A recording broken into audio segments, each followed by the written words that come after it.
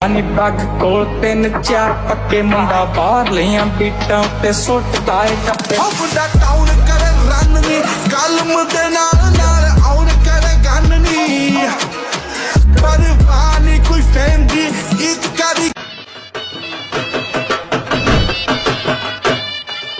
तो भाई जो होते हैं वो जान होते हैं। ये हमारा छोटा भाई है। तो कल्चर है हमारा पाकिस्तान का, इसमें शुरू से लोग शादियों पे पैसे पहनते हैं। ये हमारा एक खुशी का मौका था तो उसमें हमने ये सारा सीन सिस्टम, और मेरे जो भाई के दोस्त मेरे साथ खड़े हैं इन सब ने हमारा मिलके साथ दिया। इंसान की जिंदगी मौत को कोई नहीं पता, तो जब भी आपके पास दौलत है तो उसे आप लगाएं।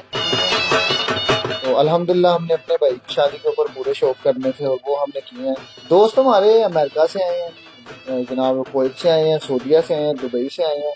कहने के हमारे सारे दोस्त जो है ना वो बिजनेसमैन है, तो सब अपना अपना बिजनेस छोड़ के स्पेशली वो पाकिस्तान हमारी शादी अटेंड करने के लिए आए।